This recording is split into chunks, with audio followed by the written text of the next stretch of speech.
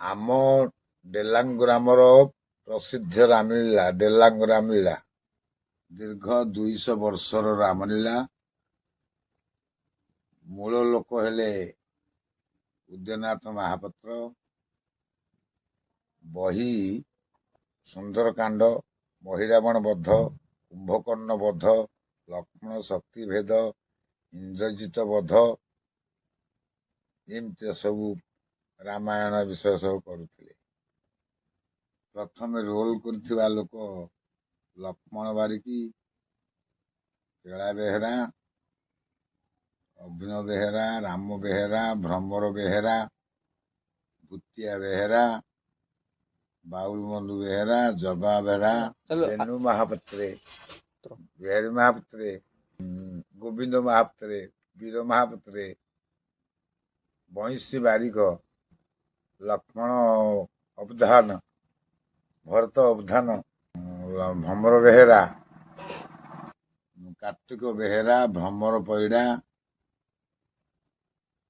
ଟୁନିଆ ବେହେରା, ଚରଣ ବେହେରା, ବନମାଳୀ ମାଟି, ଗୋବିନ୍ଦ ମାଟି, ଗଦା ମାଟି,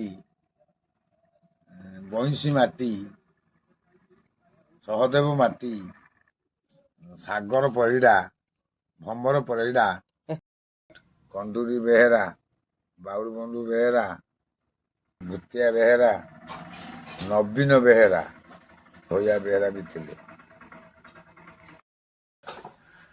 ଆମ ଡେଲାଙ୍ଗ ଗ୍ରାମର ହନୁମାନ ମୁଖା ତିରିମୂଳରେ ଥିଲା। ଗ୍ରାମରେ ଅନ୍ୟାୟ କରିବା ସତ୍ତ୍ୱେ ଗ୍ରାମରେ ନିଆଁ ଲାଗିବାରୁ ସେ ମୁଖାକୁ ନେଇ କୂଅରେ ଫୋପାଡ଼ି ଦେଇଥିଲେ ଅଗ୍ନି ସହିତ। ଜଳୁଥାଇ ସେ ମୁଖା ଗଲା, କିନ୍ତୁ ସେ ମୁଖା ପୋଡ଼ି ନାହିଁ। ସେ କୂଅରେ ପକେଇଲା ପରେ ପରେ ତାକୁ ଆମ ଗ୍ରାମର ସ୍ୱର୍ଗତ ଉଦୟନାଥ ମହାପାତ୍ର ମନ୍ତ୍ର ସିଞ୍ଚି ନେଇକିରି ଆସିଲେ। ସେ ମୁଖାକୁ ଆଣି ରାମଲୀଳା ଗଢିଥିଲେ ସେଇ ଉଦୟନାଥ ମହାପାତ୍ର। ଏମିତି ପୁରୁଣା କାଳିଆ ଲୋକ ସବୁ ଥିଲେ। ରାମଲୀଳା ପ୍ରସିଦ୍ଧ ରାମଲୀଳା ଡେଲାଙ୍ଗ ରାମଲୀଳା।